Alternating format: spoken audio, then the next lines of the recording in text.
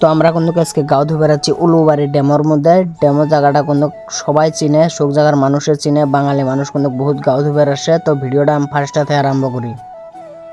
তো হ্যালো বন্ধুরা, কেমন আছেন? আশা করি অনেক ভালো আছেন। আমি আরমান আপনাদের মাঝে আজকে একটা ছোটো মোটো ভিডিও নিয়ে আসলাম। তার মানে আমরা 5 জন যাচ্ছি ড্যামত গাঁও ধুবার। তো ঠাস করে আসি গেলাম আমরা উলুবাড়ি ড্যামের বারাত। এদিন রাসনের টোটো দিয়ে কিন্তু আমরা আছি। আর কথার মধ্যে কথা হলো কি, আমাদের বাঙালি মানুষ কিন্তু গীতে আগে থাই বহুত আছে। আপনাদের আমি গাড়িগুলো দেখাবে লিখছি, এই দিল্লি আমাদের বাঙালি মানুষের গাড়ি।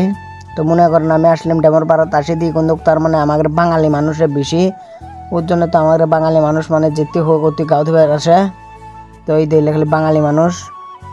তো আমি কিন্তু বান্দরের মতন উঠলাম সুইচ গেটের উপরে, যেটা ড্যামো সুইচ গেট, ওটার উপরে উঠলাম। মানে সুইচ গেটের থেকে ভিউটা কিন্তু বড়িয়া লাগে, ওই কারণে আমি সুইচ গেটের উপরে তাই ভিডিও করলাম। তো আমার গাঁও ধোয়া মন গেছে, এক টানে আসি আমি নামি কিন্তু একবারে পানিতে নামলাম। মানে গাঁও দিয়ে কিন্তু মানে ওইরকম মজা নাই, মানে খালি পাথর আর বালু। মানে বালুর তো ভালো লাগে, পাথরের মধ্যে খালি দুঃখ পাতায়। তো আমার সাথে এটা যেটা দেখতে পাচ্ছেন, এটা হিজরা মেন কিছু থাকে, মানে ওর সাথে দেখা হচ্ছে, ভিডিও বানাতে চাই, ওই জন্য নিলাম। তো আমি কিন্তু ঠাস করে অল্প দুকুডুকু পায়া কান্দা তুটলাম, মানে খালি পাথর কারণে কান্দা তুটলাম। তো ফির নামলাম, মানে এখন উঠবো আমরা গাঁও পাও ধুয়ে, ওই কারণে ফির নামলাম। এই যে খালি আমাদের বাঙালি মানুষ এলে হিজরা আছে দুড়ারও। তো আমার গাঁও ধোয়া হলো, আমি কিন্তু মানে উঠলাম, ঠাস করে উঠলাম।